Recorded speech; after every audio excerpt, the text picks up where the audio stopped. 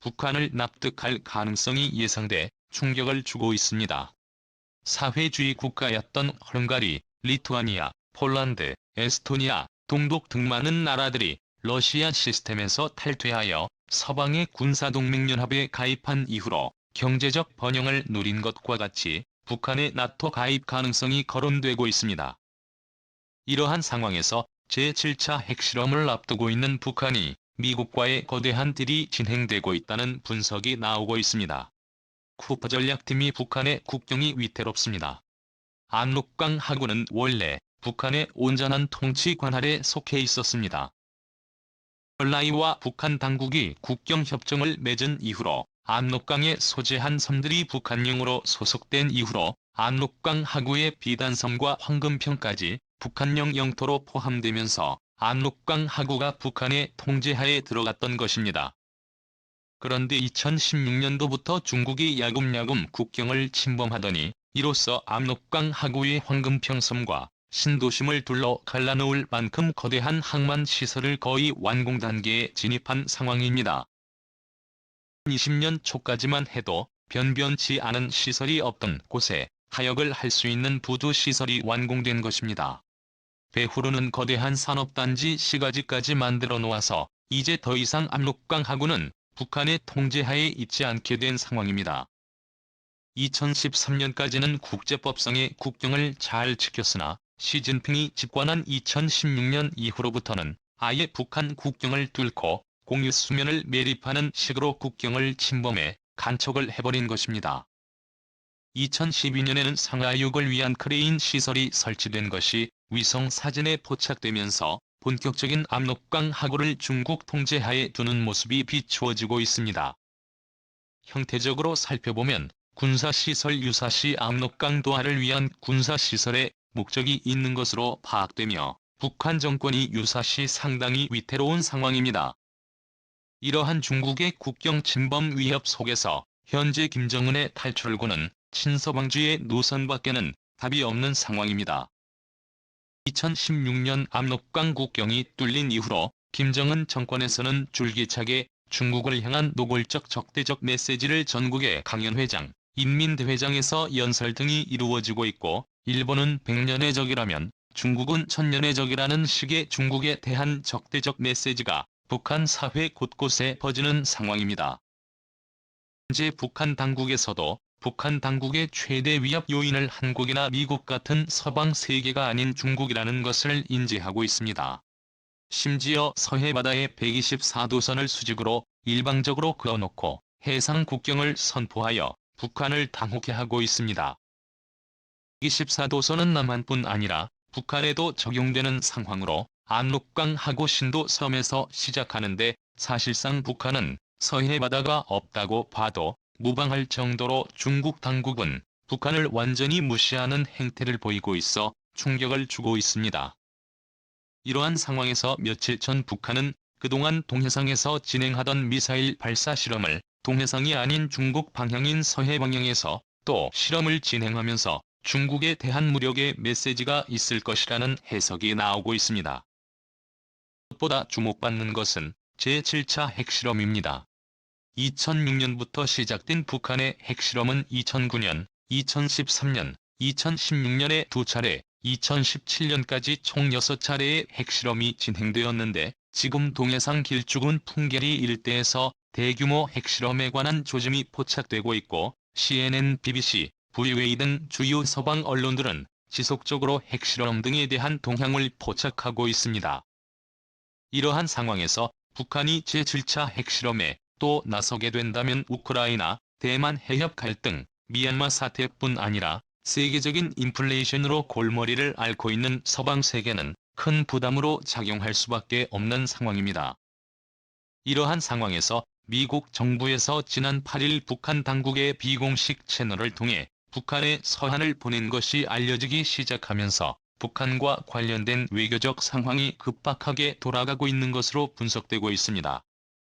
지난 6월 3일경에는 영국 엘리자베스 여왕의 축전을 보내는 등 북한 당국은 서방을 의식한 외교 행보가 이어질 것이라는 관측이 나오고 있습니다. 그럼 북한이 어떻게 변화될 수 있을지 살펴봅니다. 첫 번째, 북한의 공급망 기지와 북한 핵실험 포기 대가로 북한의 공급망 개좌가 이루어질 가능성과 미국 측의 제안을 통해 높은 가능성으로 성사될 수 있다는 분석이 나옵니다. 지난 2018년 싱가포르에서의 미북 정상회담 당시 미국 측에서는 북한의 베트남식 혹은 싱가포르식 제조기지화를 북핵 포기의 대가로 제안했었습니다. 그러나 이번에는 상황이 조금 더 심각합니다. 현재 미국 등 전 세계는 인플레이션의 압박이 매우 심한 상황이고, 심지어 미국이 중국에 부과한 높은 관세로 인해서 중국으로부터 더 이상 싼 값에 공산품이 들어오지 못하면서 미국 내에서는 심각한 공급망 대란을 겪고 있고 제조업 제품 가격 급등 현상이 빚어지고 있는 상황입니다. 이러한 상황에서 북한과 같이 인건비가 싼 지역의 수출 중심의 제조업 기지가 만들어지게 된다면 인플레이션이 안정화될 것으로 전망됩니다. 현재 경기 침체를 겪고 있던 나토에 가입된 동유럽 국가들인 헝가리, 폴란드, 발트 3국들의 나라들은 이러한 인플레이션으로 인한 제조업 호황의 기류를 타고 발빠르게 제조업 수출 국가로 전환하고 나섰습니다. 이러한 동유럽 국가들, 과거 공산권 국가들은 현재 연평균 경제 성장률이 5에서 7%가 넘는 높은 경제 성장을 기록할 뿐 아니라 우크라이나에서 대규모 인력들이 유입되면서 경기는 대화론을 기록하고 있는 상황입니다. 때문에 북한에서는 두 지역에 대한 공급망 기지화가 유력하게 거론됩니다. 두 번째에 황금평 낮은 듣고 우선 개발. 현재 북한에서 가장 위험한 지역은 휴전선 일대가 아닙니다. 바로 중국과 북한의 접경 지역과 북한, 러시아 접경 지역입니다. 만약 북한에서 유사 사태가 발생하게 될 경우 즉각 중국과 러시아가 탱크를 밀고 내려올 가능성이 높고 즉각 친중국 정부를 수립할 가능성이 높기 때문입니다. 현재 북한에서도 이걸 가장 두려워하고 있고 서방에서도 이 부분을 가장 염려하는 부분입니다. 때문에 유력한 방안은 압록강 하구의 황금평 특구와 북러 접경의 낮은 특구의 개성공단 방식의 개방이 거론됩니다.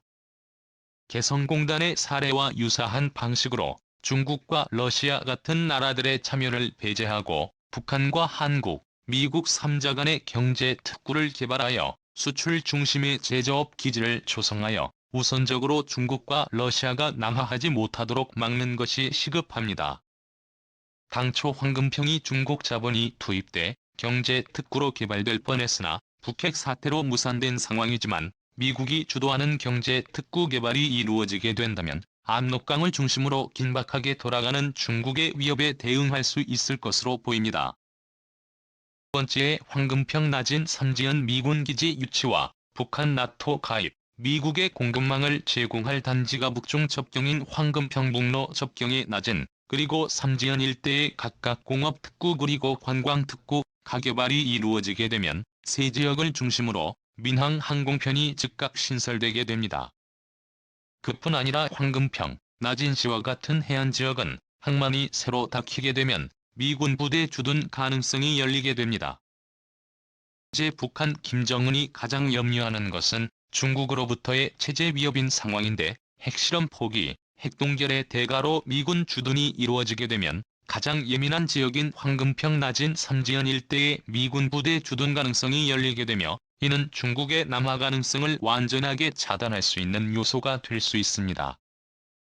상황이 이렇게 되면 북한은 완전한 친서방 국가로 자리 잡게 되는데 북한의 개혁 개방을 전제로 아시아의 진출을 바라고 있는 나토에 북한이 가입하게 될 수 있습니다. 한국은 최근 나토 사이버강 2센터의 가입을 시작으로 아시아 최초의 나토 산하기구 정식 가입는 도가 되었는데 북한 지역이 개방된다면 나토군의 유치를 통해서 중국과 러시아군의 남하를 막을 수 있습니다. 네 번째, 모나코 혹은 리히텐슈타인 모델을 바라는 김정은. 현재 김정은은 엘리자베스 의원뿐 아니라 데니스 로드먼이나 기타 서방 측 유명 인사들과 엉뚱하게도 다양한 친분 관계를 가지고 있습니다. 이 엘리자베스 의원과 같은 왕정체제에 김정은은 깊은 관심을 가지고 있고 스위스 유학 시절 스위스와 같은 속국 혹은 스위스 인근 독립적 국가를 유지하는 모나코나 리히텐슈타인과 같은 왕정체제 국가들을 살펴보았습니다. 한 나라들은 넓은 영토를 포기하는 대가로 체제의 유지, 특히 원조의 유지를 인정받은 대신 왕국의 모든 보물을 가지고 도시 국가 혹은 소규모 국가 체제를 유지하며 작은 나라를 만든 사례들입니다. 김정은은 스위스 유학 시절부터 이러한 소규모 왕정국가 체제에 깊은 흥미를 가졌을 것으로 추측되며 평양이나 원산과 같은 지역에 이러한 속국 체제를 꿈꾸고 있다는 분석이 나오고 있습니다. 김정은은 더 이상 북한 전 지역을 통치할 흥미와 힘을 잃어가고 있습니다. 오직 체제 유지, 신변의 안전을 바라고 있는 상황 가운데 미국과의 빅딜을 통해서 자신의 신변 보장을 할 수 있는 작은 영토 모나코, 리히텐슈타인과 같은 지역을 원하고 있다는 분석이 나오며 그 이륙한 지역은 해안가를 끼고 있는 원산의 갈망 일대, 평양 일대가 될 수 있다는 분석이 나옵니다. 모나코 시국의 경우 왕정체제가 유지되는 세계에서 다전 작은 도시국가인데 주요 국가의 수입원이 카지노 산호, 아름다운 해변 경관을 활용한 애플은 경기 대회를 통한 관광 수익입니다. 원산의 경우 이러한 모나코가 가능할 것으로 관측되며 김정은도 원산에서 태어났다는 이유로 원산의 대대적인 호화 별장과 고급 아파트 시설과 리조트 시설이 대거 조성되고 있습니다. 최근 김정은은 평양 원산에 공을 들이는 만큼 북한 전 영토의 서구함의 민주화, 개혁 개방을 전제로 평양이나 원산 일대에 모나코와 리히텐슈타인과 같은 소국가를 모델로 한 새로운 시스템이 제안됩니다. 7차 핵실험을 앞두고 우크라이나 사태로 필요해진 서방 세계는 한반도의 정치적 안정을 바라고 있는 상황이며 한국의 체제로 북한의 흡수병합을 원하고 있는 상황입니다. 김정은은 스위스 유학 시절부터 서방 문화에 깊은 관심을 가졌던 인물인 만큼 서방 세계에서 큰 기대를 했으나 북한 내 인권 등의 상황이 개선되고 있지 않아 깊은 우려를 낳고 있습니다.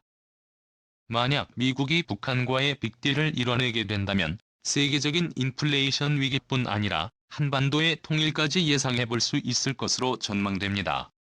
시청해 주셔서 감사합니다.